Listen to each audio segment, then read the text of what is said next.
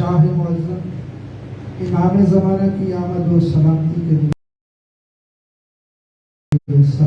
اللہم صلی علی محمد وآل محمد اللہم صلی علی محمد وآل محمد۔ آپ سب سے التجا ہے تھوڑا تھوڑا آگے ہو جائیں تاکہ پیچھے آنے والوں کے لیے کچھ جگہ ہو۔ تھوڑا تھوڑا اللہم صلی علی محمد وآل محمد۔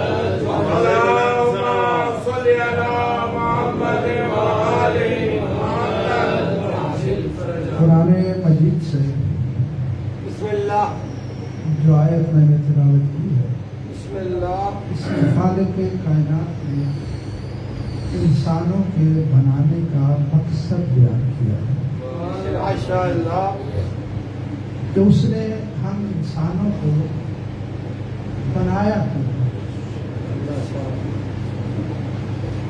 ہر چیز کا کوئی نہ کوئی مقصد ضرور ہوتا ہے۔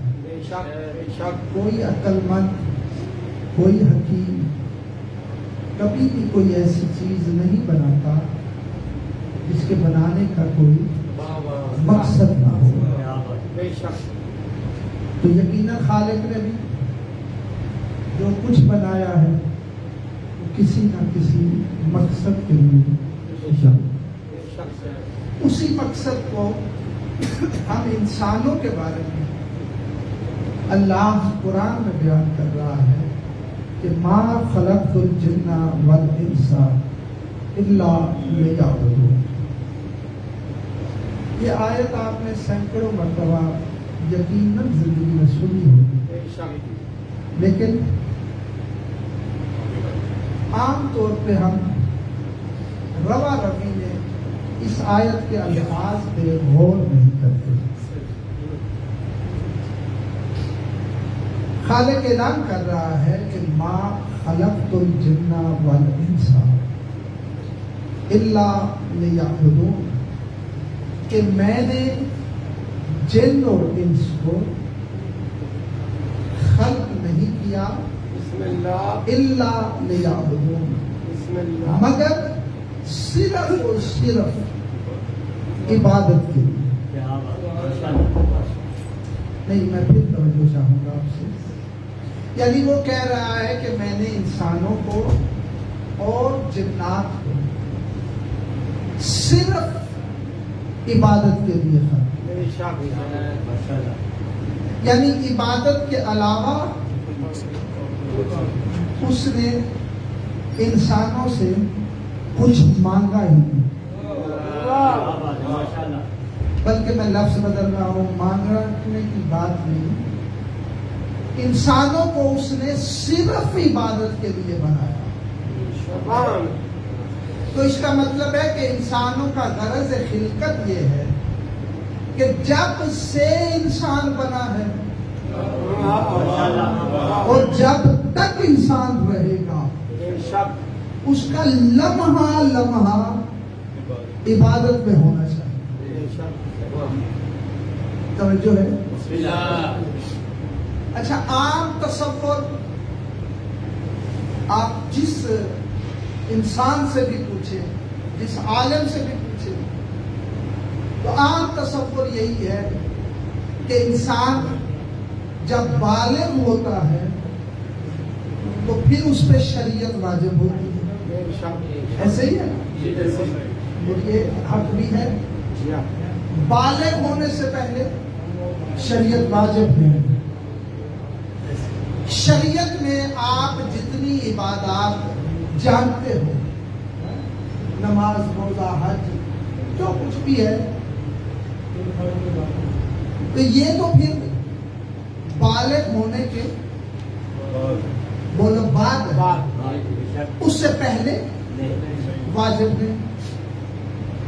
اب بالغ بچہ 12-13 سال، بچی 8-9-10 سال بالغ ہوتی ہے، تو اس سے پہلے یہ واجب نہیں۔ حالانکہ آیت میں اللہ نے یہ کہا ہی نہیں کہ میں نے تمہیں بالغ ہونے کے بعد عبادت کے لیے،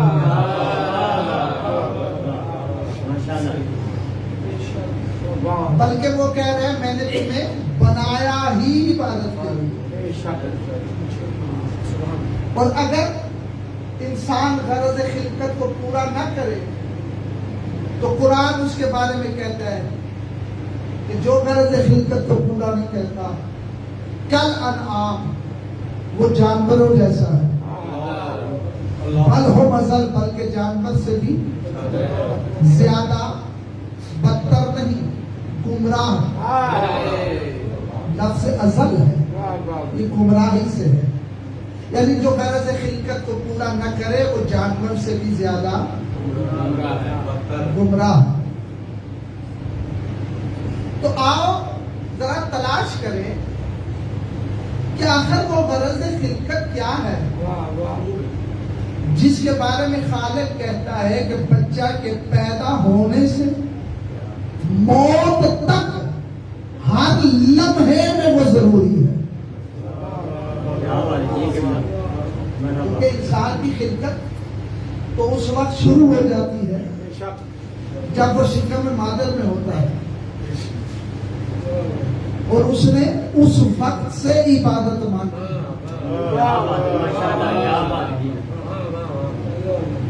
سوچنے کی بات ہے. چلو ذرا آسان کر دیں کہ چلو شکم مادر مشکل ہے سمجھنا. اس کو سمجھانے کے لیے مجھے پورا گھنٹہ چاہیے لیکن چلو پیدا ہونے سے عبادت ضروری ہے. اس کو آسان سمجھنے کے لیے دو باتوں کو سمجھنا پڑے گا. اگر کوئی بچہ پیدا ہوتے ہی مر جائے تو وہ جنت میں جائے گا یا جہنم؟ بولو.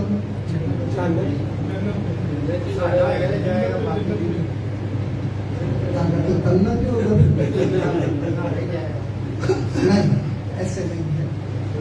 جو بچہ پیدا ہوتا ہے جب تک اس پہ شریعت واجب نہیں ہوتی اگر وہ مر جائے تو وہ جنت میں جائے چاہے وہ ہمارا ہو یا پرایا ہو. اس کی وجہ کیا ہے؟ اس کی وجہ رسول پاک کی مشہور حدیث ہے کہ کل مولود یولد علی الفطرۃ الاسلامیہ کہ ہر بچہ فطرت اسلام پہ پیدا ہوتا ہے.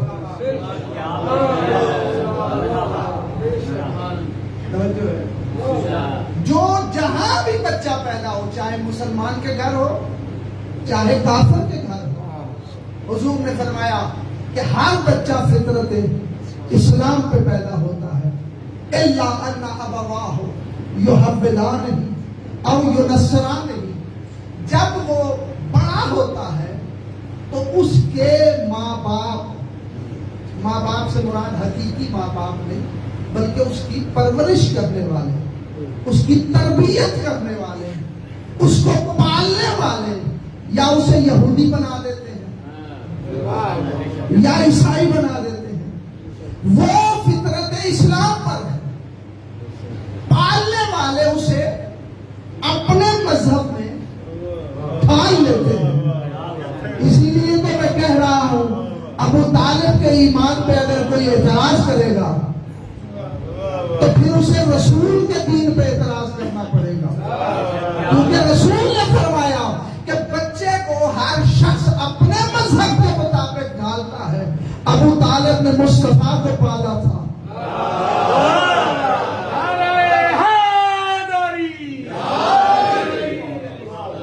تو پھر ماننا پڑے گا خصوصاً ان لوگوں کے نزدیک جن کے نزدیک 40 سال تک رسول کچھ جانتا ہی نہیں تھا تو پھر بھی ماننا پڑے گا کہ بالغ ہونے سے پہلے رسول ابو طالب کے دین پر تھا.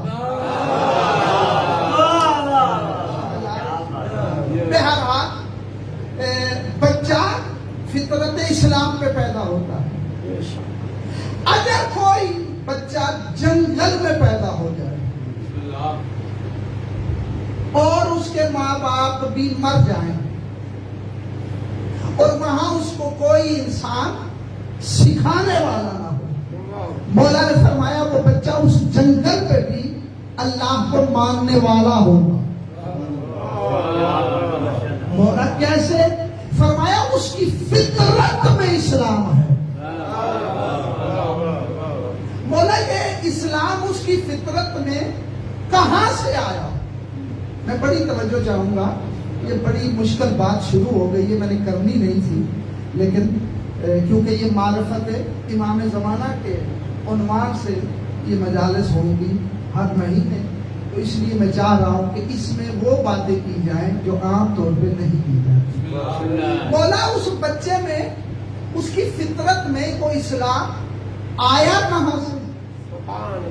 ایک جملہ آپ لوگ اکثر بحثوں میں کرتے رہتے ہو کہ کسی کو آپ مولا کی ولایت بیان کرتے ہو اور اگلا بحث کرتا ہے، آپ کی بات کو نہیں مانتا، آخر آپ تنگ آ کے ایک جملہ کہا کرتے ہیں، یا چھوڑو اس سے بحث، اگر اس نے وہاں اقرار کیا ہوا عالم ارواح میں تو یہ مان لے گا، اور اگر اس نے وہاں انکار کیا تھا پہلے عالم زر میں تو پھر یہ مان ہی نہیں سکتا. جب اس نے پوچھا نا کہ مولا وہ بچہ فطرت اسلام پہ کیسے پیدا ہوتا ہے، فرمایا جو پہلا عالم زر تھا، یہ ہمارے پیدا ہونے سے پہلے 4 عالم ہیں. 4 ایسے سمجھ لیں دنیایں ہیں 4، اور ان کا زمانہ جو ہے وہ ہماری اس دنیا کے زمانے سے بہت طویل ہے. ہماری زندگی 70-80 سال 100 سال ہوتی ہے، وہ وقت ایسا تھا جس میں ایک دن 50,000 سال کے برابر، اور ان 4 عوالم میں آپ سب بلکہ ہر انسان رہا اور اس میں بہت کچھ ہوا. ان میں جو پہلا عالم تھا جس میں اللہ نے قرآن میں کہا کہ میں نے بنی آدم سے اقرار لیا کہ الست بربکم، کیا میں تمہارا رب نہیں؟ تو سب نے کہا قالوا بلا. ہر انسان نے وہاں توحید کا اقرار کیا تھا. مولا نے فرمایا وہاں جب اس نے توحید کا اقرار کیا تھا تو بچہ جب پیدا ہوتا ہے اسے توحید بتانے کی ضرورت نہیں، اس کی فطرت میں شامل ہے. ہم لوگ، آپ یا ہم جتنے انسان ہیں جو ہم معاشرے میں رہتے ہیں، یعنی دوسرے انسانوں کے درمیان رہتے ہیں، جب ہم اپنے پالنے والے، اپنے دوست، اپنے مولوی، اپنے علاقے کے لوگوں کی باتیں سنتے ہیں تو پیدا ہونے کے بعد ہم اس عالم کو بھول جاتے ہیں.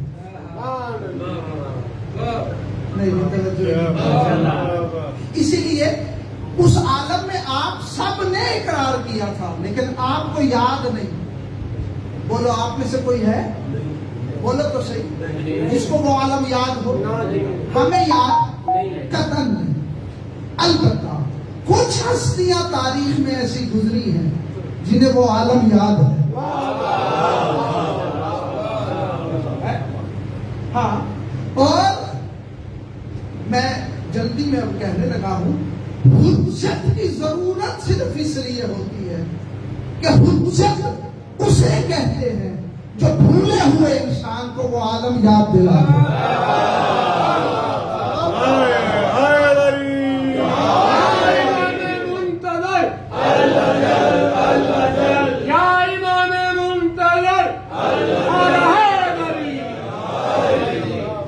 کچھ ہستیوں کو وہ عالم یاد ہے. میں سب کی بات نہیں کرنے لگا. بڑا مشہور واقعہ ہے. کربلا کے ایک شہید ہیں عبداللہ بن عمیر کلبی. یہ بظاہر راہزن تھے، بظاہر ڈاکو تھے، اور ان کے بارے میں لکھا ہے کہ یہ حاجیوں کے قافلوں کو بھی لوٹتے ہیں. حالانکہ اس زمانے میں ڈاکو جو ہوتے تھے وہ حاجیوں کے قافلوں کو چھوڑ دیتے تھے. اللہ جانے اس کی معرفت کیا تھی، جو جانتا تھا کہ حجت کو چھوڑ کے حج پہ جانا اور گناہ کرنے میں کوئی فرق ہی نہیں.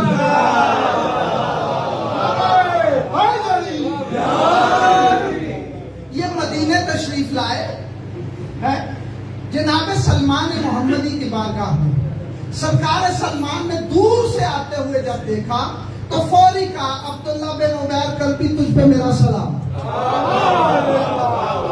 توجہ، یہ یعنی ان کے بچپن کا زمانہ ہے.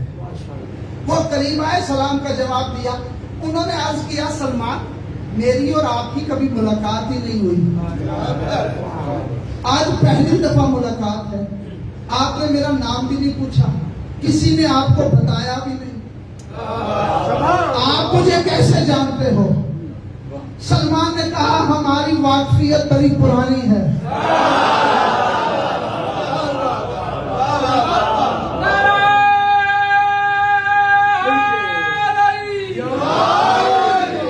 اب کی ہے؟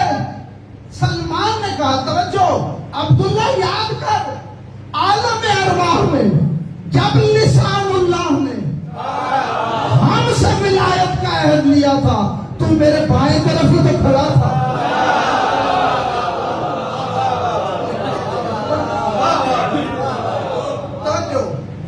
عبداللہ بن عمیر قلبی تھوڑی دیر سوچنے کے بعد کہتا ہاں مجھے یاد آیا، آپ میرے دائیں طرف کھڑے تھے. ہاں، یہ انہیں وہ عالم یاد تھا. پتہ ہے کیوں یاد تھا؟ اس کی وجہ یہ ہے کہ ان کے دل میں علی کے سوا کوئی تھا ہی نہیں.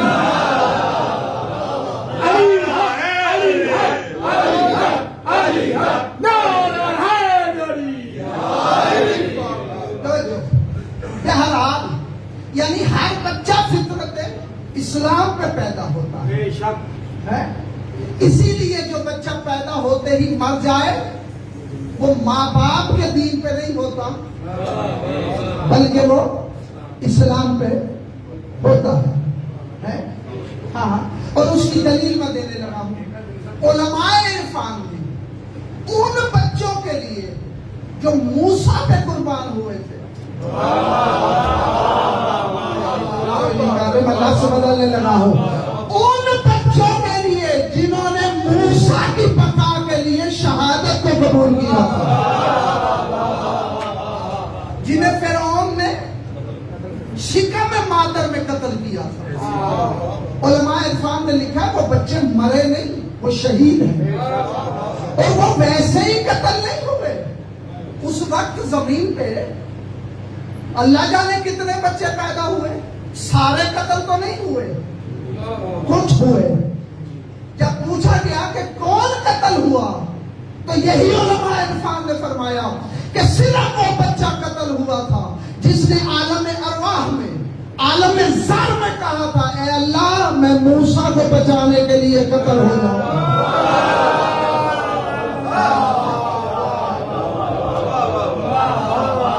وہ بچے مسلمانوں کے بچے تو نہیں تھے، بنی اسرائیل کے تھے. سمجھ آ رہی ہے؟ ان میں سے کافی ایسے بھی تھے جو فرعون کو رب سمجھتے تھے، لیکن بچہ قتل موسیٰ کے لیے ہوا، وہ جنت میں جائے گا. توجہ ہے؟ یعنی ہر بچہ فطرت اسلام پہ پیدا ہوتا ہے اور وہ معرفت بھی رکھتا ہے. اگر میں یہ کہہ دوں تو غلط نہیں ہے، جو بچے ہوتے ہیں ہم سمجھتے ہیں یہ بچے ہیں، عقل کے کچے ہیں، انہیں کچھ بھی نہیں پتا. جب میرے چھٹے مالک سے کسی نے پوچھا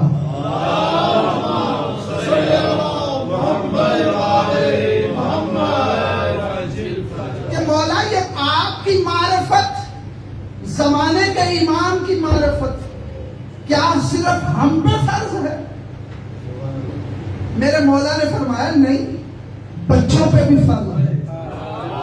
توجہ، بڑا مشہور فرمان ہے سرکار ابوذر کا.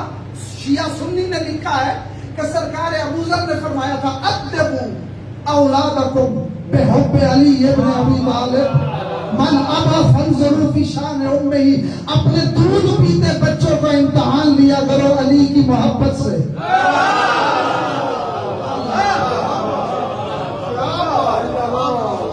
توجہ ہے؟ دودھ پیتے بچوں کا امتحان ہو علی بادشاہ کی ہے. ولایت سے، محبت سے. صرف حدیث اتنی نہیں، اہل سنت کتابوں میں نے یہ روایت دیکھی ہے کہ مدینے میں رسول کے زمانے میں اگر کسی صحابی کے گھر میں بچہ پیدا ہوتا تو وہ صحابی اپنے دودھ پیتے بچے کو چوراہے پہ لے آتا جہاں سے مولا علی کا گزر ہوتا. جیسے ہی میرے مولا علی کا گزر ہوتا وہ بچے کو اٹھا کے کہتا اسے جانتے ہو؟ اگر بچہ مسکراتا تو اسے سینے سے لگاتے، اس کی ماں کی عزت اور زیادہ ہو جاتی. اور اگر بچے کے چہرے پہ پریشانی آتی تو اصحاب رسول اس بچے کو وہاں ہی پھینک کے گھر آ کے اس کی ماں کو طلاق دے کے گھر سے نکال دیتے اور کہتے یہی تیرا بچہ علی کو جانتا نہیں ہے، میرا نہیں ہے.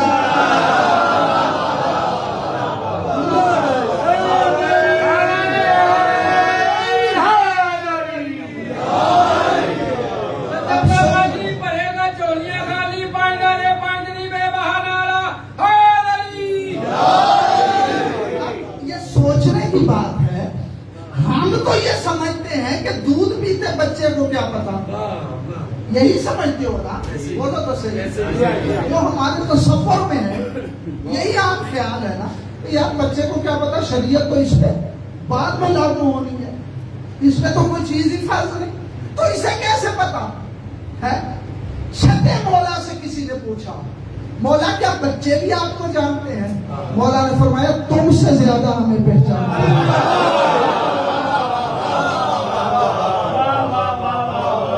اللہ اکبر. بہار سے روایت یہ پڑھ رہا ہوں اور اکثر کتابوں میں یہ روایت موجود ہے. مولا ہم سے زیادہ، ہم اتنے فضائل جانتے ہیں آپ کے اور معرفت کے بڑے دعوے دار. مولا نے فرمایا تم سے زیادہ ہمیں جانتے بھی ہیں اور تم سے زیادہ وہ ہمارے قریب بھی ہیں. توجہ. مولا کوئی دلیل. آؤ میں ایک راز شاید بزرگوں کو پتا ہو ان نوجوانوں کو سمجھانے کے لیے تمہیں بتانے لگا ہوں. آج کے بعد اپنے گھروں میں بھی آپ کبھی کبھی لطف لوگے. مولا نے فرمایا تمہارے گھر میں چھوٹے بچے ہیں دودھ پیتے؟ ہاں مولا ہیں. مولا نے فرمایا کبھی دیکھا ہے بچوں کو بلا وجہ مسکرا رہے ہوتے ہیں؟ بولو آپ نے دیکھا؟ اور ہماری بڑی عورتیں عام طور پہ جی پریوں کو دیکھ کے خوش ہو رہے ہیں. پریوں کا کوئی وجود نہیں ہوتا، نہ وہ نظر آتی ہے. ہاں مولا بچے دیکھا ہے بلا وجہ مسکراتے ہیں. مولا نے فرمایا کبھی دیکھا ہے کہ بچہ نہ گرمی ہے نہ سردی ہے نہ بھوک ہے نہ اسے کوئی پریشانی ہے اور بلا وجہ رو رہا ہے، تمہارے بہلانے سے بھی چپ نہیں ہوتا؟ ہاں مولا اکثر ایسا ہوتا ہے، پتہ نہیں ایسا کیوں ہوتا ہے. فرمایا کہ جہاں بھی جو بچہ مسکراتا ہے وہ اس وقت مسکراتا ہے جب ہم اسے اپنی زیارت کرواتے ہیں.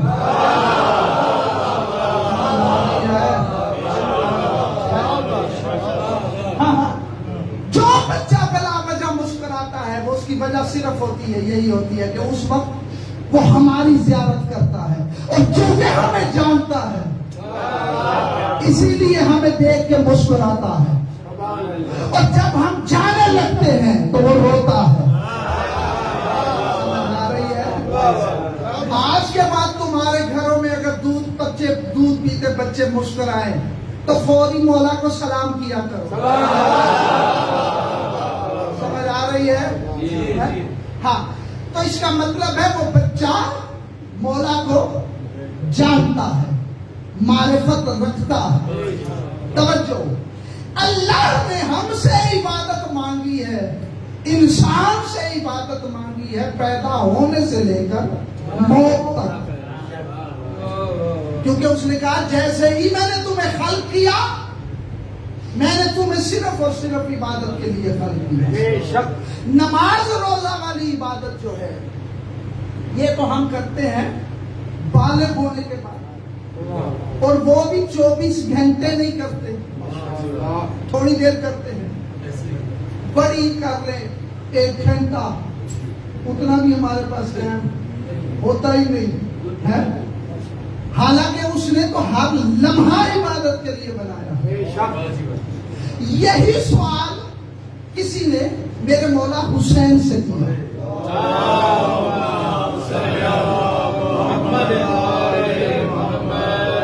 बंदे ने आके अर्ज किया, जरा सवाल का अंदाज मुख्तलिफ था। उसने अर्ज किया, मौला अल्लाह कुरान में कह रहा है कि मैंने तुम्हें सिर्फ इबादत के लिए बनाया। पहली बात तो यह है कि हम हर वक्त उसकी इबादत नहीं करते। नमाज रोजा कभी कभी जब टाइम हो तब करते हैं, जो कुछ भी कर ले। और दूसरी बात, मौला अल्लाह की इबादत जरूरी है। जाहिरी जो इबादत है वो भी जरूरी है, नमाज भी जरूरी है। जो नहीं पढ़ेगा उसके बारे में तो यहां तक फरमान है कि उसके साथ खाना खाना भी जायज नहीं। जी बिल्कुल है। हाँ, मौला जब इबादत उसकी करनी है तो पहले ये पता करना तो जरूरी है ना कि जिसकी इबादत करनी है वो है कौन। कहीं ऐसा ना हो सारी जिंदगी हम इबादत करते रहें और मैदान महशर में अल्लाह कहे कि तू किसकी इबादत कर रहा था। अल्लाह मैं तो तेरी इबादत कर रहा था। अल्लाह कहे तू जिसे अल्लाह सोच रहा था वो मैं नहीं। नहीं पता नहीं। ये बुत परस्त भी तो इबादत करते थे ना, बुतों के सामने झुकते थे, सजदा करते थे, है? आज भी करते हैं। उस जमाने में भी करते थे, आज भी करते हैं। या जितने भी दुनिया में मजहब राइज हैं, जितने भी राइज हैं, सब कोई ना कोई बोलो इबादत करते हैं। तो वो जिसकी इबादत करते हैं उसे लायक इबादत समझ के ही तो कर रहे हैं। नाम मुख्तलिफ है, किसी ने भगवान नाम रख लिया, समझते उसे अल्लाह ही है। किसी ने बुत रख लिया, किसी ने कुछ रख लिया। तो अल्लाह इन सब को यही कहेगा मैदान महशर में कि तुम जिसकी इबादत कर रहे थे वो मैं नहीं। लेकिन मेरा मुखातब वो नहीं है। मेरा मुखातब वो बंदा है जो कलमा तौहीद पढ़ता है, जो अपने आप को मुसलमान समझता है। और यकीनन जिसने मौला हुसैन से सवाल किया था वो यकीनन मुसलमान ही था। तो उसने भी मुसलमान के जहन के मुताबिक पूछा और मौला ने भी उसे मुसलमान के जहन के मुताबिक बताया कि मैदान महशर में कहीं ऐसा ना हो कि जिसे तुम अपने दिमाग में अल्लाह सोच रहे हो वो अल्लाह ही ना हो। पता नहीं क्या सोच रहे हो। चलो मैं थोड़ा सा आसान कर दूंगा। ये जितने आप बैठे हो ना सारे अल्लाह को मानने वाले हैं। ये मैं क्योंकि प्रैक्टिकल कर चुका हूं इसलिए बात कर रही हूं। आप में से मैं तन्हाई में जिससे भी अल्लाह का तसव्वुर पूछूंगा सबका मुख्तलिफ होगा है। यानी जितनी आपकी सोच है उतना ही होगा है। हाँ, जिसने सोच से अल्लाह लिया है। मैं आपकी और अपनी क्या बात करूं। मेरे मौला अमीर कायनात का नहजुल बलागा में एक तौहीद पे खुतबा है, कई खुतबात है। एक खुतबे में मेरे मौला ने फरमाया, पहले मिंबर कूफा पे फरमाया, तुम मुझसे पूछते हो कि हम गैब जानते हैं या नहीं। मैं तो चूंटी के दिमाग में जो तसव्वुर तौहीद है उसे भी जानता हूं।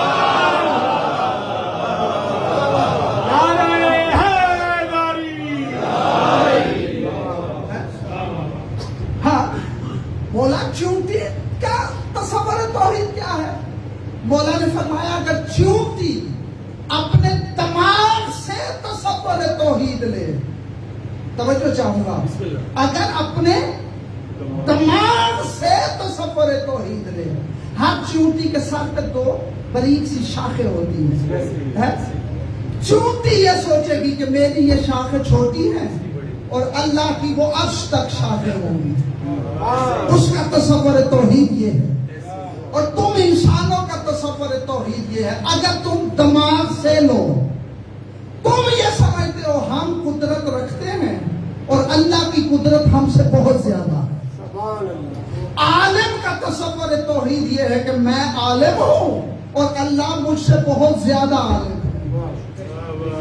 میں کچھ کہہ رہا ہوں, سمجھ آ رہی ہے؟ اگر دماغ سے لو, کیوں؟ دماغ قیاس کے علاوہ سوچ ہی نہیں سکتا. دماغ نے جس چیز کو دیکھا ہی نہ ہو اس کا تصور ہی نہیں کر سکتا. چلو میں کیا سر کھپاؤں. خطیب آل محمد قبلہ اظہر حسن زیدی صاحب مرحوم فرمایا کرتے تھے کہ انسانوں کے دماغوں میں اللہ کا تصور جتنا ہے وہ سب کچھ ہے سوائے اللہ.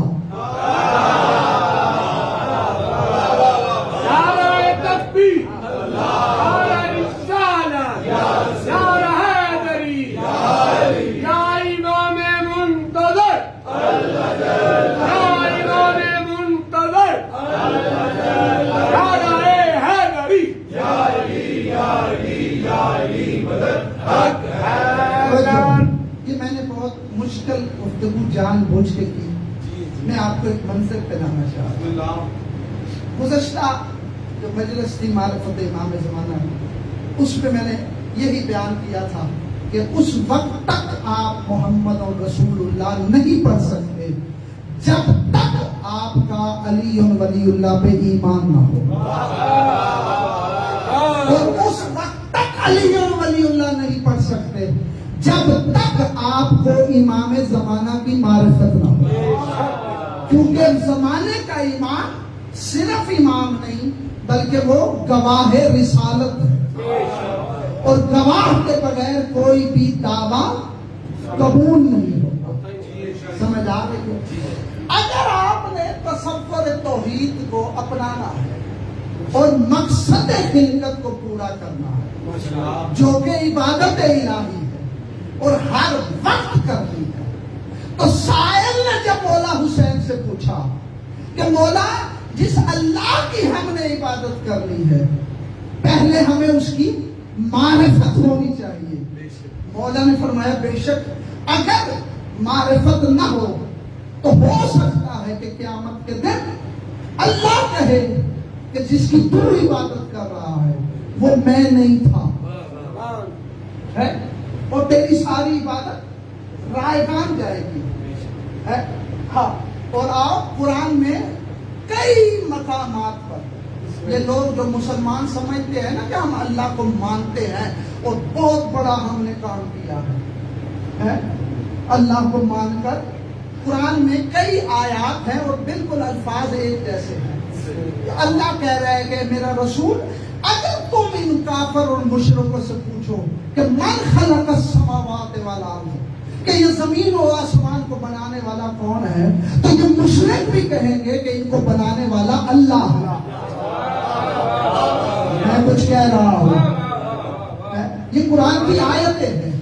اس کا مطلب ہے کائنات کا خالق اللہ کو مان لینا یہ کوئی بڑی بات نہیں ہے, یہ تو مشرکوں کا بھی عقیدہ ہے. پتہ نہیں کیوں پریشان ہو رہے ہو. بہرحال مولا نے فرمایا کہ اللہ کی عبادت سے پہلے اس کو پہچاننا ضروری ہے. اور آؤ اصول کافی میں یہ روایت ہے جو میں پڑھ لیتا ہوں, اور بھی بہت ساری کتابوں میں ہے, لیکن اصول کافی کیونکہ علماء اس کا انکار نہیں کر سکتے تو اس لیے اس میں سے میں یہ روایت پڑھ لیتا ہوں. جب سائل نے پوچھا, یہ میرے چھٹے مالک کا فرمان ہے, جب سائل نے پوچھا کہ مولا اللہ کی عبادت کیسے کرنی ہے, تو مولا نے فرمایا من یعبد اللہ بلا معرفت, جو اللہ کی عبادت معرفت کے بغیر کرے. نہیں چلو پوری پڑھ دیتا ہوں. مولا نے فرمایا انما یعبد اللہ من یعرفہ، اللہ کی عبادت صرف وہ کرتا ہے جو اللہ کی معرفت رکھتا ہو. توجہ، جو اللہ کی معرفت رکھتا ہو صرف وہ اللہ کی عبادت کرتا ہے. ومن لم یعرفہ فإنما یعبد اللہ ہکذا ضلالا، فرمایا جو اللہ کی معرفت کے بغیر اس کی عبادت کرتا ہو تو اس کی ساری عبادت گمراہی کے سوا کچھ بھی نہیں. پریشان ہو رہے ہو؟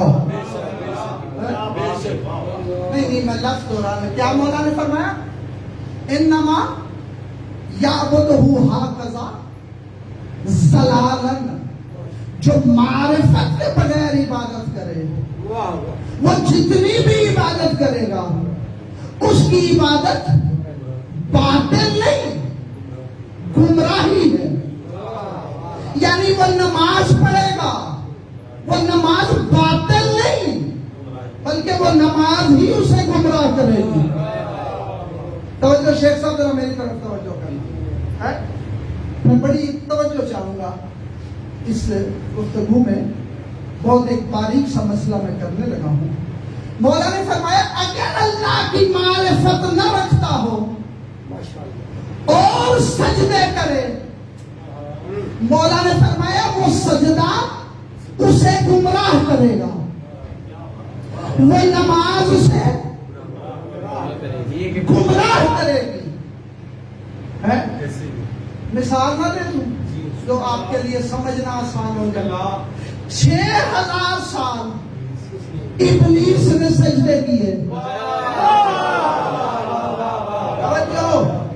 6000 سال اتنے سجدے کیے کہ تھا جن، لیکن ملائک بھی دیکھ کر دھوکہ کھا گئے اور ملائک نے اسے جن ہونے کے باوجود ملائک کی صف میں شامل کر دیا.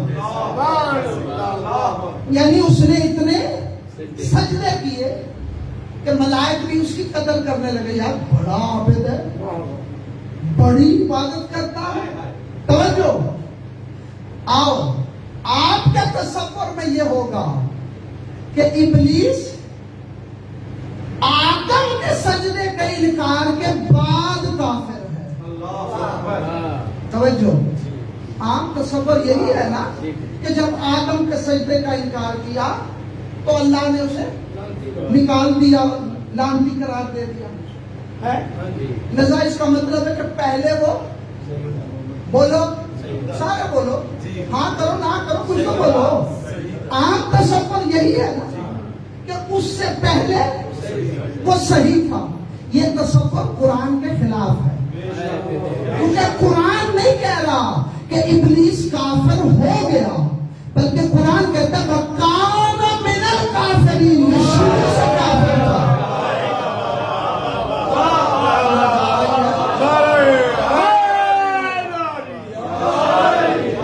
یہ قرآن کی آیت کانا صیغہ ماضی ہے. اللہ کہہ رہا ہے شروع سے کافر تھا، یہ کبھی مسلمان ہوا ہی نہیں. یا اللہ تیری نمازیں تو پڑھتا رہا، یا اللہ تجھے تو سجدے کرتا رہا. اگر تھک گیا تو میں چھوڑ جاؤں. میں اگر بات ایک کرنے لگا ہوں پہاڑ گر سکتا ہے. اگر تھک گیا تو چھوڑ جاؤں.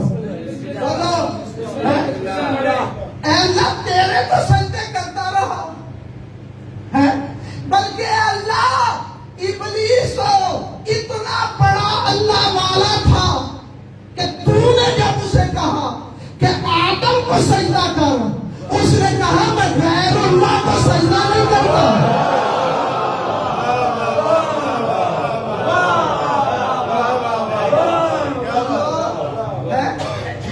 جب اللہ نے کہا آدم کو سجدہ کر تو اس نے کہا اسے میں سجدہ نہیں کرتا. کیوں؟ سجدہ صرف اللہ کو ہے، غیر اللہ کو نہیں. بولو آدم اللہ ہے؟ بولو. باہر والوں آدم اللہ ہے نہیں، تو پھر اللہ کو تو چاہیے تھا کہ یہ ابلیس کو تمغہ دیتا. یہ کتنا بڑا اللہ والا ہے کہ میں اللہ کے کہنے پہ بھی غیر اللہ کو سجدہ نہیں کر رہا. میں کچھ کہہ رہا ہوں لیکن اللہ قرآن میں کہہ رہا ہے یہ آج سے کافر نہیں، شروع سے کافر نہیں. کیوں؟ کیونکہ یہ مجھے سجدے تو کرتا تھا، میری معرفت نہیں رکھتا تھا.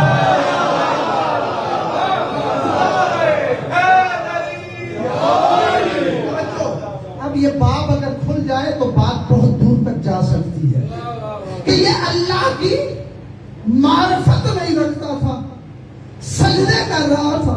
کیا مطلب؟ پہلی بات تو یہ سمجھتا تھا کہ اللہ کو میرے سجدے کی ضرورت ہے. جیسے ہمارے بھی کچھ جب نماز پڑھتے ہیں نا تو دل میں سوچتے ہیں بڑا احسان کر دیا اللہ کو، اللہ بڑا خوش ہوگا کہ ہم نے بڑے سجدے کر دیے. یہ سمجھتا تھا کہ اللہ کو کچھ شوق ہے، کوئی میرے سجدے کرے. بولو تو صحیح، جس اللہ کو سجدے کرنے والوں میں علی ہو،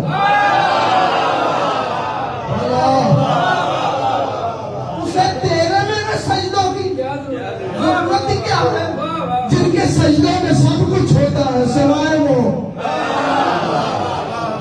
بولو تو صحیح، ہمارے سجدوں میں سارے تو سب وہی ہوتے ہیں، کہیں نہ کہیں بس کبھی اللہ آ جائے تو آ جائے. میں اپنی بات کر رہا ہوں، آپ کا مجھے نہیں پتا. یہ ابلیس معرفت نہیں رکھتا تھا. توجہ، اب جو بات کرنے لگا ہوں میں ہر بندے سے اس کے بارے میں دعوت فکر دے رہا ہوں کہ تنہائی میں ضرور سوچنا. ابلیس سمجھتا تھا کہ میں اللہ کو سجدہ کر رہا ہوں. نہیں ابلیس آدم کے سجدے کا انکار اسی لیے کیا نا کہ پہلے میں اللہ کو سجدہ کر رہا ہوں. توجہ، جو یہ سوچے بھی کہ میں اللہ کو سجدہ کر رہا ہوں اسے کافر ہونے میں شک نہیں.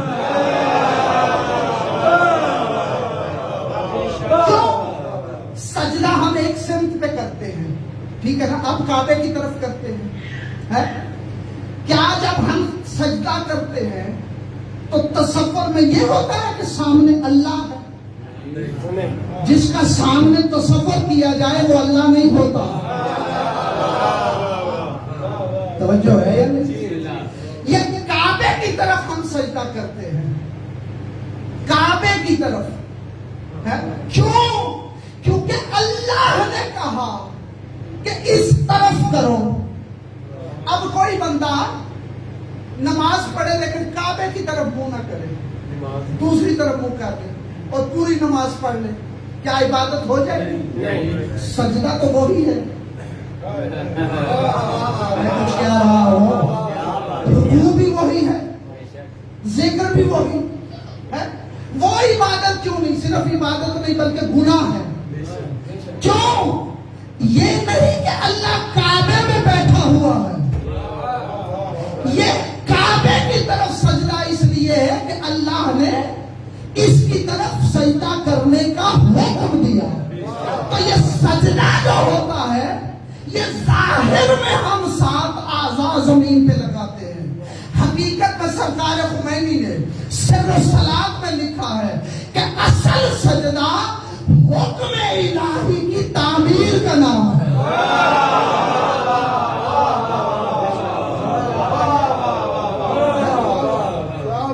اصل جو سجدہ ہے وہ یہ ایسے نہیں ہے جو ایکشن ہم لیتے ہیں سجدے میں. اس ایکشن کا نام سجدہ نہیں بلکہ اس کے حکم کی تعمیر کا نام سجدہ ہے. توجہ ہے، یعنی اس نے کہا کعبے کو سجدہ کرو، ہم نے کعبے کو سجدہ کیا. سجدہ کعبے کو ہے لیکن اللہ کہہ رہا ہے تم مجھے سجدہ کر رہے ہو. سجدہ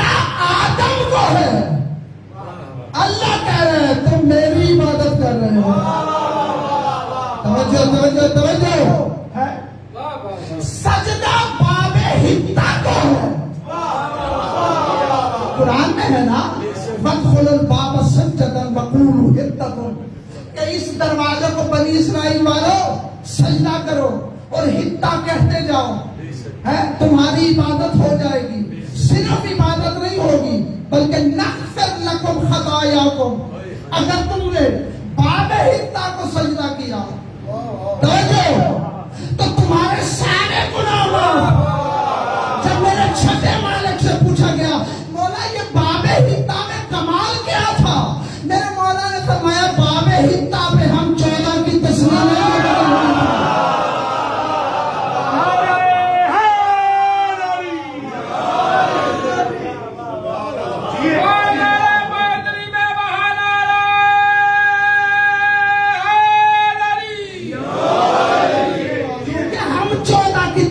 بنی ہوئی تھی.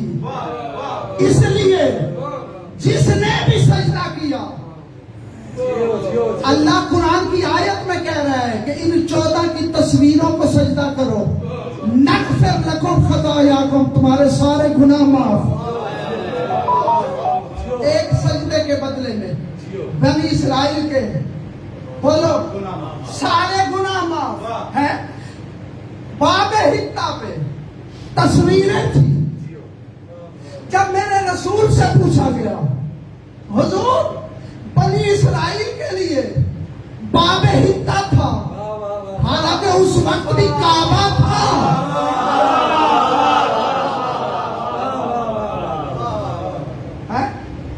ہاں کعبہ تو آدم کے زمانے سے بنا نا. پھر ابراہیم نے اس کی دیواروں کو بلند کیا. حضرت آدم کے زمانے میں بھی کعبے کی طرف عبادت ہوتی تھی.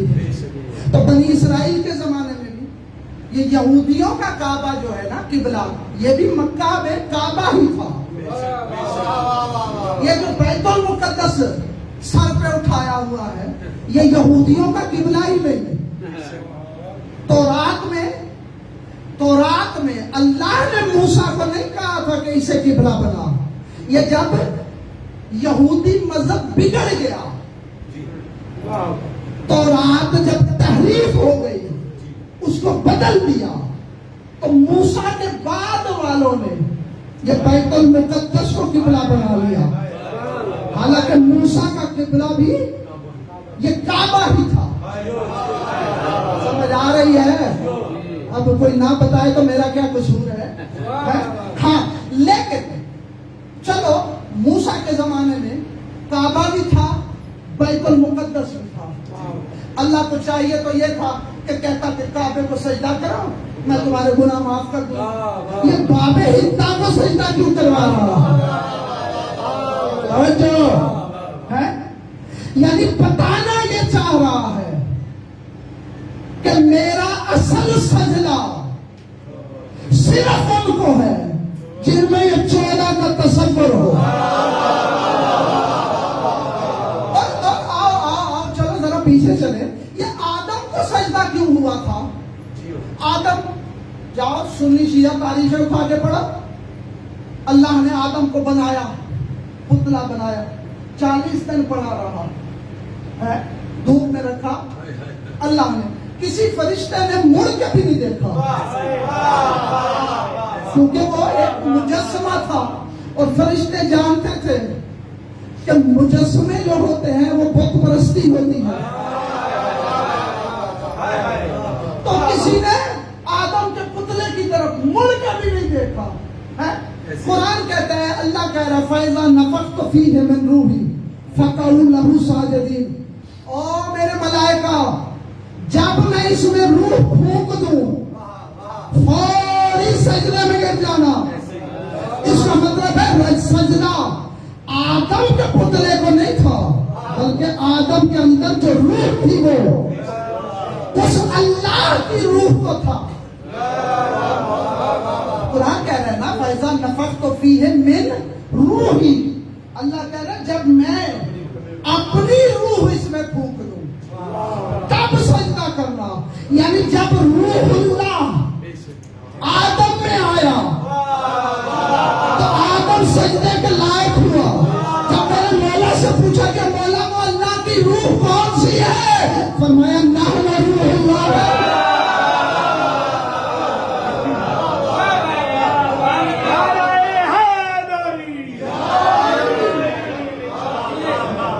اس کا مطلب ہے کہ آدم کو سجدہ بھی ان 14 کے نور کی وجہ سے ہوا ہے.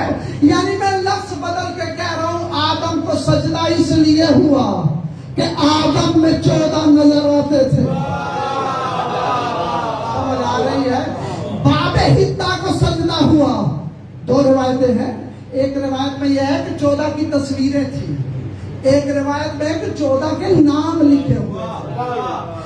جب اصحاب نے رسول سے پوچھا کہ حضور بنی اسرائیل کے گناہ بخشوانے کے لیے اللہ نے باب حتا بنایا جس پہ آل محمد کے نام یا تصویریں تھیں, تو ان کے گناہ اس کی طرف سجدہ کرنے سے معاف ہو جاتے تھے.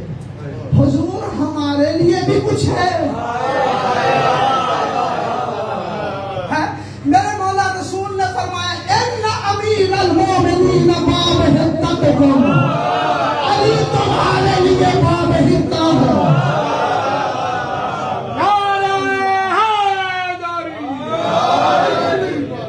فرمایا امیر المومنین تمہارے لیے باب حتا ہے.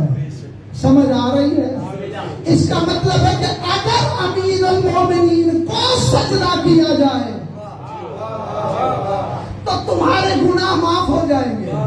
سجدہ امیر المومنین کو ہوگا, عبادت اللہ کی ہوگی. سمجھ آ رہی ہے؟ ہاں. میرے مولا سے پوچھا گیا جب آدم کو سجدہ کیا گیا تھا تو کیا آدم کی عبادت تھی؟ فرمایا سجدۃ العالم کانت تعظیما لہ وعبادۃ للہ. آدم کا سجدہ حقیقت میں اللہ کی عبادت تھی, آدم کی تعظیم تھی. یہ آدم کی تعظیم کے لیے سجدہ ہوا. اس کا مطلب ہے کہ جس کی تعظیم کرنی ہو اس کے لیے سجدہ بولو جائز ہے. سمجھ آ رہی ہے؟ آپ قرآن پڑھو. قرآن کہتا ہے کہ او بنی اسرائیل والو, میں نے تمہارے لیے موسیٰ اور ہارون کے گھروں کو قبلہ بنا دیا ہے. نعرہ تکبیر, نعرہ رسالت, نعرہ حیدری, یا امام منتظر, نعرہ حیدری,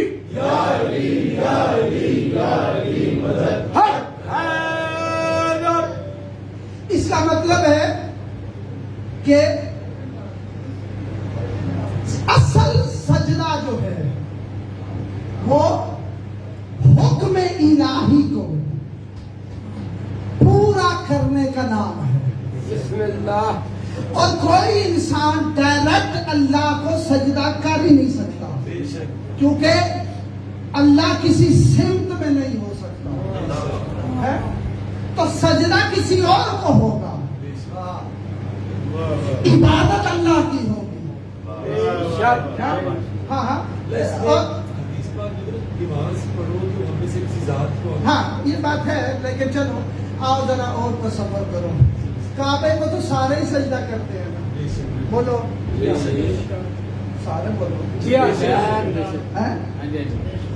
کبھی تلاش کیا ہے کہ کعبے میں کیا ہے؟ اسماعیل کی قبر, جناب سارا کی قبر, یہ کعبے میں ہے. 27 بنی اسرائیل کی قبریں کعبے میں ہیں, اس کی دیوار کے ساتھ ساتھ ہے. 200 انبیاء کی قبریں کعبے کے ارد گرد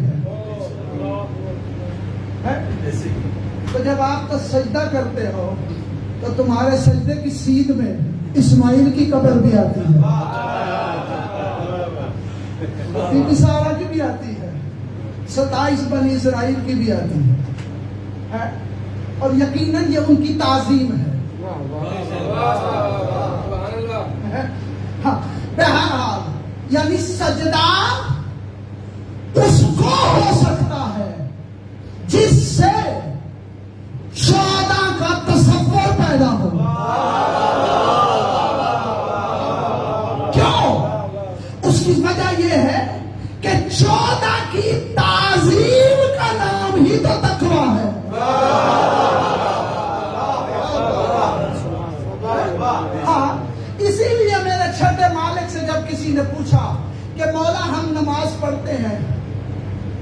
نماز کے دوران ہمیں خیالات آتے ہیں، آتے ہیں یا نہیں؟ دو چار ہی پڑھ لے میں باقی بولو آتے ہیں نا. اور میرے اکثر نوجوان دوست مجھے یہ کہتے ہیں کہ ہم اسی وجہ سے نماز نہیں پڑھتے کہ یہ بڑی گستاخی ہے کہ ہم اللہ کے سامنے جائیں اور ادھر ادھر کے خیالات آ جائیں. تو نماز میں خیال آتے ہیں. آپ میرے والد صاحب قبلہ کعبہ فرمایا کرتے تھے کہ ہماری نمازوں کی یہ حالت ہے کہ کوئی چیز گم ہو جائے تو نماز شروع کرتے ہیں. المال ہے نا، یاد نہیں آ جاتی. تو کسی نے میرے مولا سے پوچھا کہ مولا یہ نماز میں خیالات آتے ہیں تو پھر نماز پڑھنے کا فائدہ کیا؟ بلکہ ایک یہودی آیا مدینے میں، اس نے آ کے مسلمانوں کو جمع کیا. اور مسلمانوں تم سمجھتے ہو بڑی انتم خیر امت، سب سے بڑی امت تم ہو اور تمہارا بڑا مقام ہے. تمہاری عبادتوں کی حیثیت کیا ہے؟ تم جب نماز پڑھتے ہو تو تمہارے نماز میں خیالات آتے ہیں. ہم یہودی جب عبادت کرتے ہیں تو ہماری عبادت میں کوئی خیال نہیں آتا. مسلمانوں کو اکٹھا کیا، اس نے کہا شرط لگا لو تم میں سے کوئی 2 رکعت نماز پڑھے اور اللہ کو حاضر ناظر سمجھ کے کہے کوئی خیال نہیں آیا، اتنی دیر میں عبادت کروں گا اور میرے ذہن میں کوئی خیال نہیں آئے گا. مسلمان پریشان ہو گئے. مولا امیر کائنات کی بارگاہ میں آئے، مولا یہ یہودی ایسے کہہ رہا ہے. مولا نے فرمایا سچ کہہ رہا ہے، سچ کہہ رہا ہے کہ اس کے نام عبادت میں کوئی خیال نہیں آتا اور تمہاری عبادتوں میں خیال آتا ہے. مولا پھر تو یہ صحیح ہوا. مولا نے فرمایا نہیں، اس کے غلط ہونے اور تمہارے صحیح ہونے کی دلیل ہی یہ خیالات.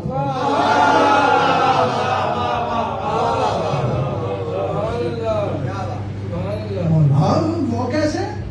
یہودی نے کہا حضور عدل کریں، ہماری عبادت میں خیال نہیں آتا اور آپ فرما رہے ہیں کہ تمہارے عبادت کے باطل ہونے کی یہی دلیل ہے کہ خیالات نہیں آتے.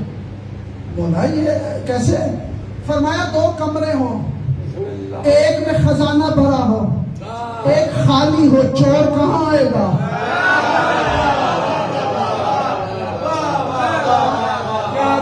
بولا خزانے والے کمرے میں. فرمایا ہماری عبادتیں وہ خزانہ ہے، تمہاری عبادت وہ خالی کمرہ ہے، شیطان نے لینے کیا آ رہا ہے.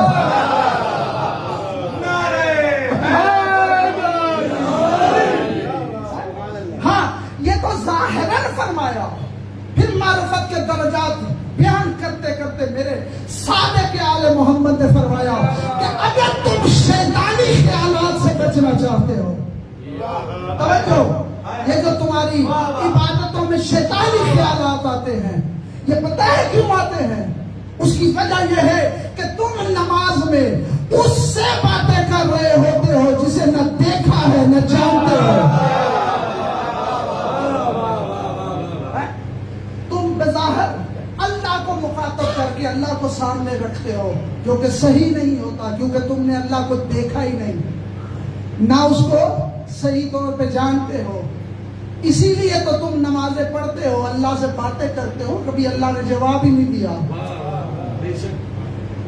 جس کو جواب دیا وہ بے شک بولے. نماز میں اللہ سے باتیں کرتے ہیں نا، کبھی جواب آیا ہی نہیں. حالانکہ اللہ کی شریعت کا قانون ہے کہ جس سے باتیں کی جائے وہ جواب دے. پتہ نہیں اللہ خود اس پہ عمل کیوں نہیں کرتا کہ ہم روز 5 مرتبہ اس سے باتیں کرتے ہیں. صدیاں گزر گئی، کسی کو اس نے جواب نہیں دیا. میں نے تنہائی میں پوچھا تھا اللہ سے، ہاں یہ اللہ کیسا چکر ہے؟ کوئی مروت بھی ہوتی ہے کہ ہم روز تجھ سے باتیں کریں تو جواب ہی نہیں دیتا ہے. پھر یا تو پھر ہم بھی چلو تیری عبادت کرتے ہیں، چپ کر کے بیٹھے رہتے ہیں. تو مجھے جواب یہ ملا کہ جو مجھ سے باتیں کرتا ہے میں اسے جواب دیتا ہوں. یا اللہ، میں نے تو بڑے بندوں سے پوچھا، کبھی کسی کو جواب نہیں ملا. کبھی تو نے نماز میں کوئی ایک سلام ہی کیا ہو، تو سلام کا جواب ہی دے دیا ہو. میں نے تو نہیں سنا. جب میں نے تنہائی میں پوچھا، اللہ نے کہا مسجد نبوی میں جا. جب رسول سجدے میں تھا اور حسین پشت پہ آیا، کیا میں نے باتیں نہیں کی تھی؟ بولو. کہا تھا نا کہ اب سجدے سے سر نہ اٹھانا. اس کا مطلب ہے جو اس سے بولے وہ اس کو جواب دیتا ہے. اور تمہیں جواب اس لیے نہیں ملتا کہ تم نے جس سے سنانا ہوتا ہے تم سنا اسے نہیں رہے ہوتے. تم ڈائریکٹ مجھے اللہ سے کال کرنے کی کوشش کر رہے ہوتے ہو. اور میں اللہ تو کان ہی نہیں رکھتا، تو تیری سنو کیسے؟ پھر بولنا کیوں کہا کہ باتیں کرو؟ اللہ نے کہا تجھے پتا نہیں، اگر تم نے مجھ سے باتیں کرنی ہے تو تمہیں اذن اللہ کو سنانا پڑے گا.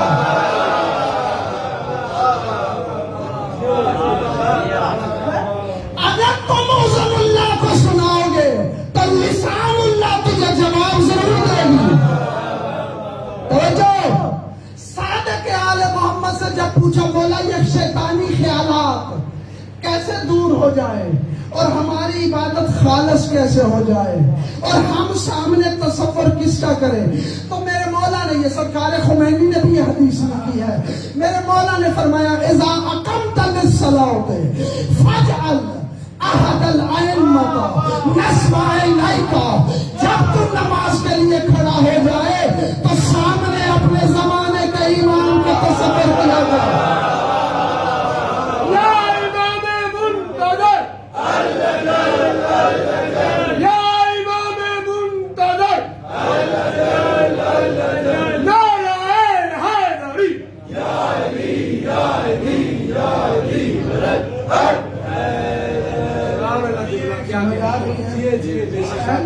آؤ ذرا واپس چلیں.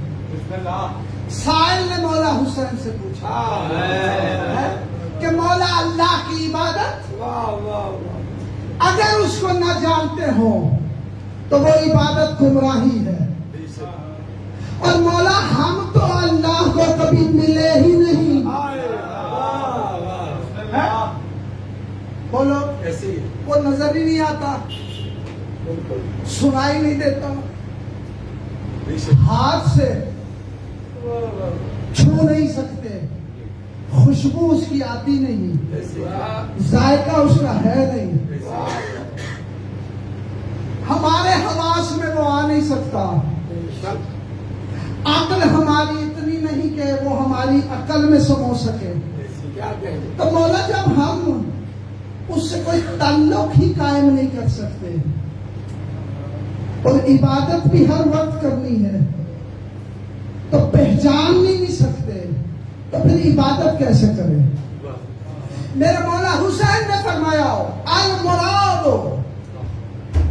من معرفت اللہ ہے، ہوا معرفت امام زمانے کا. اللہ کی معرفت سے مراد زمانے کے امام کی معرفت.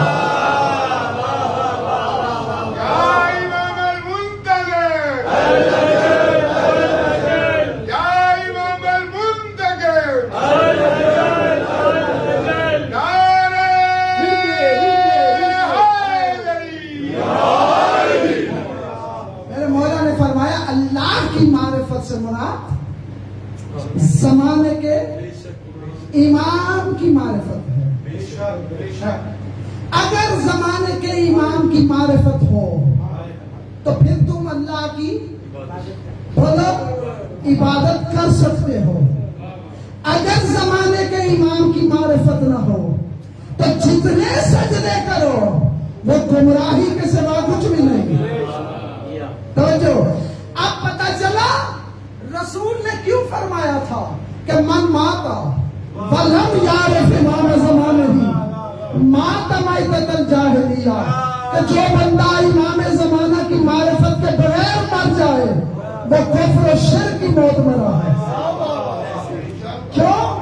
क्योंकि जमाने के इमाम की मारिफत यही तो अल्लाह की, बोलो थके हो तो बस कर दो, है बस आखिरी जुमला है, अल्लाह की मारिफत से मुराद, सारे बोलो बोलो तो सही, इमाम ज़माना की मारिफत है। यानी अगर तुमने अल्लाह को पहचानना है तो जरूरी है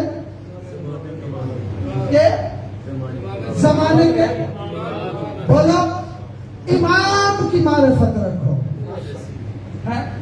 यानी अगर देखना चाहते हो, पहचानना चाहते हो कि अल्लाह कैसे सुनता है, तो अल्लाह ने जमाने के इमाम को उज़ुल्लाह कहा।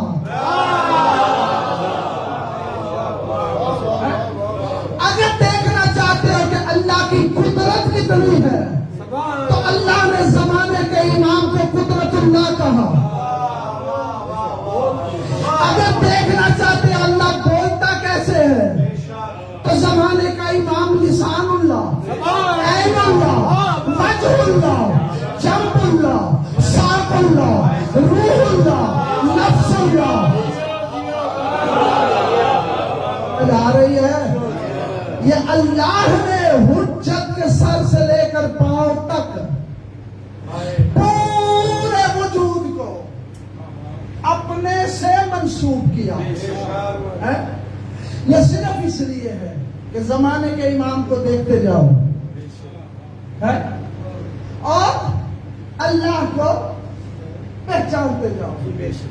अगर जमाने के इमाम की मारिफत हो है तो फिर तुम जो कुछ भी करोगे वो इबादत है। जो कुछ भी, जो कुछ भी। और अगर जमाने के इमाम की मारिफत नहीं तो नमाज भी पढ़ोगे तो वो गुनाह लिखी जाएगी। समझ आ रही है? क्या कहने अल्लाह अकबर। अगर जमाने के इमाम की पहचान ना हो है? हाँ, तो फिर सब कुछ कुफ्र और शिर्क के सिवा कुछ भी नहीं है। और अगर मारिफत हो जैसी मारिफत मौला चाहते हैं है? तो फिर उसके बारे में क्या हुक्म है कि मौला ने फरमाया नफसुल महमूम फी हममिन और तस्बीह, कि जो हमसे मोहब्बत रखता है वो सांस लेता है तो फरिश्ते तस्बीह में लिख लेते हैं।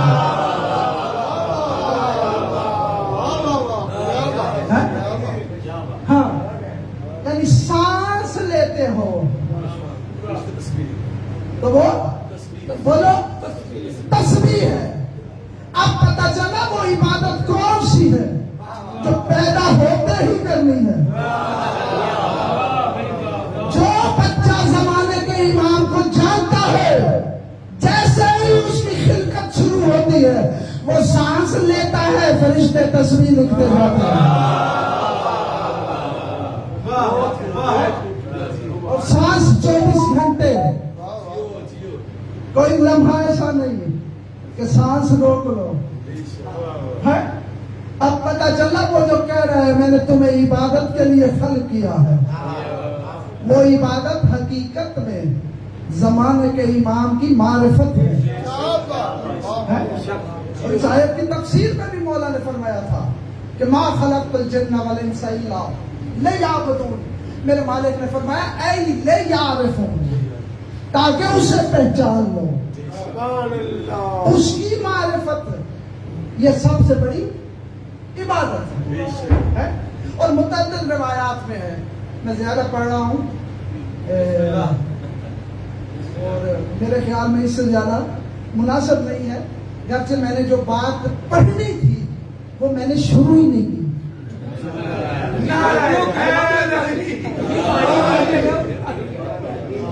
नारा है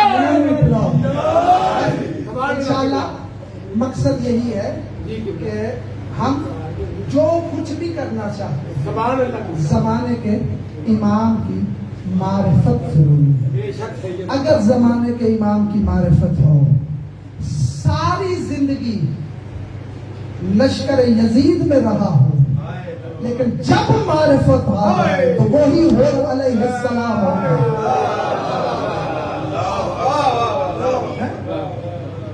ये अल्लाह ने करबला में मारिफत की मिसाल बयान की है और इसकी मुकम्मल तस्वीर है हो जिसकी जिंदगी में एक अमल भी हुसैनी नहीं है।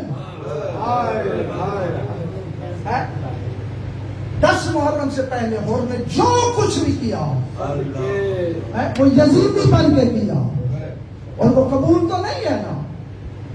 ये मैदान करबला में जानते हो ना कि होर और होर का बेटा ये पहले शहीदों में से है।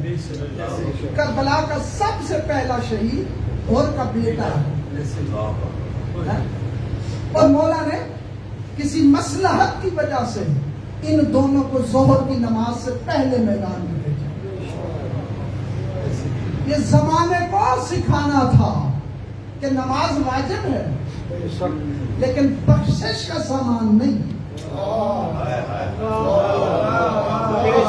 अलबत्ता एक गलत फहमी भी दूर करता जाऊं क्योंकि मैंने कभी भी सामेईन के जज्बात से नहीं खेला। मैं जिंदगी में कभी ये सामेईन के जज्बात से नहीं खेलता और जज्बात में आके मैंने कभी भी दीन को गलत बयान करने की कोशिश नहीं की। ये जो कहा जाता है ना होर ने कौन सी नमाजें पढ़ी थी, ये भी तसव्वुर गलत है। अगर होर जोहर की नमाज के बाद तक जिंदा रहता है और फिर नमाज न पढ़ता तो फिर गुनाहगार होता। समझ आ रही है? लिहाजा ये माफी नहीं, लेकिन हुसैन ने होर को नमाज से पहले मैदान में भेजा। बताना जमाने को यही चाह रहा था नमाज वाजिब है लेकिन बख्शिश का सामान नहीं। बख्शिश का सामान मारिफत इमाम ज़माना। समझ आ रही है? और जिसे मारिफत मिल जाए यही वो खजाना है जो कुल तो कंजन खफिया वाली हदीस में है। ये वही खजाना है जिसे मारिफत मिल जाए। मैंने ज्यादा पढ़ दिया इसलिए मसाइल थोड़ा पढ़ूंगा। जिसे ये मारिफत मिल जाए फिर इस घर की शान करीमी देखो है? कि होर का बेटा पहला शहीद है करबला। खुदा गवाह है इस घर से बड़ा मैंने करीम नहीं देखा। जब होर आया है ना आशूर के दिन है, होर लश्कर यजीद से चला। 7 होर का गुलाम था, 7 होर का बेटा था अली बिन होर। दूर से आ रहा था है? असहाब हुसैनी के दिल में ख्याल था कि असल सजावार जो है करबला के वाक़े का जिम्मेदार होर है। अगर इसने रास्ता न रोका होता आज रसूल ज़ादिया करबला न होती। तो असहाब के तसव्वुर में ये था कि बड़ा गुनाहगार है, असल मुजरम ये है। लेकिन मैंने किताबों में देखा है जैसे ही होर दूर से नजर आया कायनात का करीम उठ के कहता अब्बास जा मेरा भाई आ रहा है।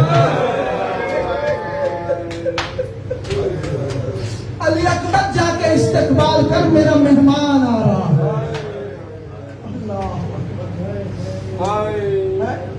हबीब जा मेरा मेहमान आ रहा है इस्तेकबाल कर। असहाब आगे बढ़े। और दिल में सोच रहा था कि मैं बड़ा गुनाहगार हूं میں نے بطول کے بیٹے کے رہوار کو روکا، اللہ میں نے رسول زادیوں کا راستہ روکا، میرا گناہ اللہ جانے معاف ہو سکتا ہے یا نہیں؟ اپنے بیٹے کو کہتا ہے میرے ہاتھوں کو پس گردن باندھ، اور وہ رسی اپنے ہاتھ میں پکڑ اور گھوڑے سے اترا اور کہا مجھے مجرموں کی طرح اللہ کی رحمت کے سامنے لے جا۔ اللہ اکبر۔ ہور کا غلام ہور کے ہاتھوں کو باندھ کے رسی پکڑ کے لایا۔ سمجھ جاؤ تو ان کی کریمی کے لیے اتنا ہی کافی ہے۔ جب ہور حسین کے قریب پہنچا ہے نا تو فوری قدموں میں گر گیا۔ اللہ اکبر۔ قدموں میں گر کے رو کے کہتا ہے مولا حل لی سبیل من التوبۃ، کیا میرے لیے کوئی معافی کا راستہ ہے؟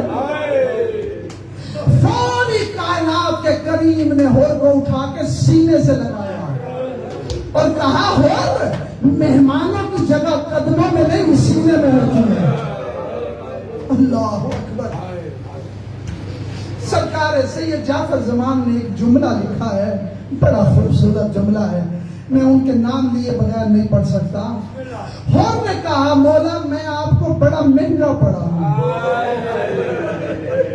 میری وجہ سے تیری بہنوں کو جنگل بیابان کا سفر کرنا پڑا، میری وجہ سے تیرے بچے 3 دن سے الکش کر رہے ہیں، مولا میری وجہ سے تیری بیٹیوں کے رونے کی آواز بلند ہوئی، مولا میں تجھے بڑا مہنگا پڑا ہوں۔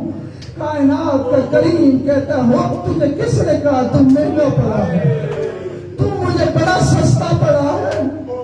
اور یہ شان کریمی ہے، اور تو نے کوئی گناہ نہیں کیا، تو نے تو قضا و قدر کو راستہ دکھایا ہے۔ اللہ اکبر ہے۔ اور نے کہا مولا یہ تیری شان کریمی ہے، لیکن میں تو جانتا ہوں، اسی لیے چاہتا ہوں سب سے پہلے میرا بیٹا میدان میں جائے۔ 18 سال کا جوان تھا، علی بن ہور میدان میں گیا، جنگ کی۔ اللہ اکبر۔ بس 2 یا 3 منٹ جیسے ہی علی بن ہور جنگ کرنے گیا نا، حسین نے علی بن ہور کو تیار کیا، خود کائنات کے مظلوم نے ہور کے بیٹے کو تیار کیا، خود گھوڑے پر سوار کیا۔ اللہ اکبر۔ میدان میں بھیجا، جنگ کی، ہور کا بیٹا زخمی ہو کے گر گیا۔ جیسے ہی گر گیا عرب کے دستور کے مطابق ہور میدان میں جانے لگا، جس نے ماتم کرنا ہے۔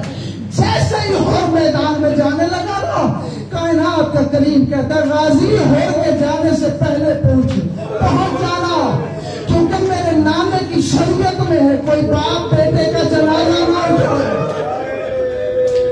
اللہ اکبر۔ بنی ہاشم کے جوان گئے، ہور کے بیٹے کا لاشا اٹھا کے لائے۔ جب خیموں کے قریب آئے نا، ابھی ہور کا بیٹا زندہ تھا، بس آخری لفظ اس نے ماتم کرنا ہے، ابھی ہور کا بیٹا زندہ تھا۔ بنی ہاشم کے جوانوں نے ہور کے بیٹے کو اٹھایا، میرے مظلوم مولا نے کہا ہور آ بیٹے کی آخری مرتبہ دیدار کر۔ جب ہور آیا بیٹے کے چہرے کو دیکھا، چہرے پر بوسہ کیا اور کہا مولا مجھ سے راضی ہو جا، میرے بیٹے سے بھی راضی ہو جا۔ شبیر نے کہا ہور ذرا پیچھے ہٹ جا، ایک کام باقی ہے۔ اللہ اکبر۔ ایک بہت بڑے عالم گزرے ہیں کوٹک، کیونکہ مولوی ہدایت حسین مرحوم کو یہ جملہ پڑھا کرتے تھے۔ شبیر نے کہا ہور پیچھے ہو جا، ایک کام باقی ہے۔ مولا کون سا کام؟ میرے مولا نے فرمایا غازی ہور کے بیٹے کو میری بہنوں کے خیمے میں لے جا۔ اللہ اکبر۔ تڑپ کیا ہور، مولا کہا کنیز زیادہ، کہا